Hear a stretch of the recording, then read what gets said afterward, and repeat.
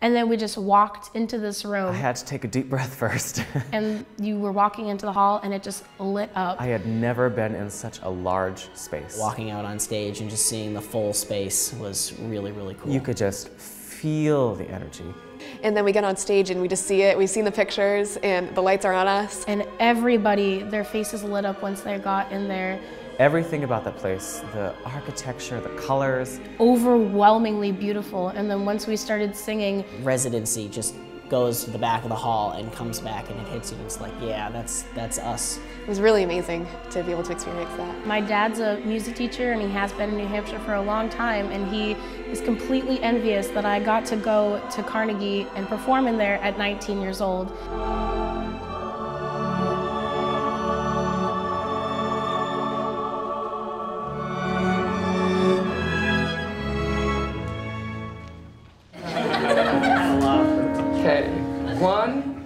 This semester, University Chorale got to perform Mack Wilberg's Requiem at Carnegie Hall in New York City. I think this piece of music was definitely a challenge for our group because it's so meditative and it's so long and it takes a lot of energy and it's pretty athletic.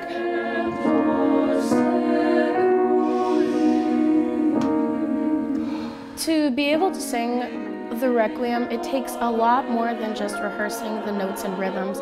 Dr. Perkins is all about the meaning of the text. It's never just surfacing it. It's all about diving into the work and really knowing what it means.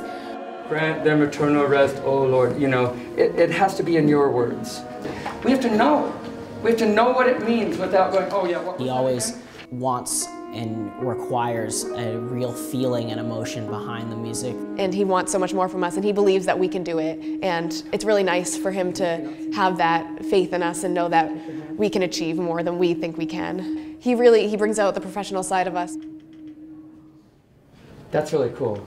That's the idea. Rehearse the Requiem 3 days a week, and then we got to do a concert in April and perform it with a small professional orchestra, which gave us a really good opportunity to practice that before we went to New York.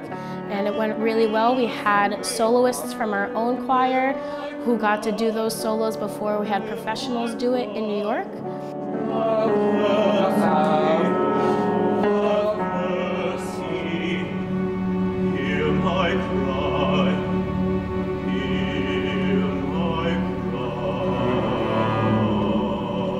We left for New York at 5:30 in the morning from Plymouth on a big bus all together, and it was a really long trip to go down there, but then once we got to New York, the excitement really started up.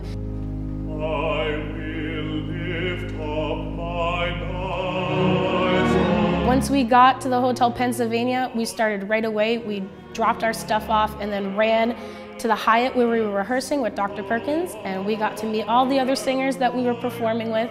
It was really cool to see how these other groups had been working on the same work, and we were able to come together and make the same music that we'd all been working on for the whole semester. I think it was great to work with so many younger people because we got the experience of being mentors for them, and I think we became one great ensemble. So we only rehearsed for a couple hours, and then we got to explore New York City. I think it was great to have so much downtime aside from rehearsals, so we got to just experience more than the musical aspect of the trip. The next day we did the same thing, but really dove into the work like we did here at Plymouth. It was really cool to work with such a large group and produce such a big sound, especially once we got into the hall.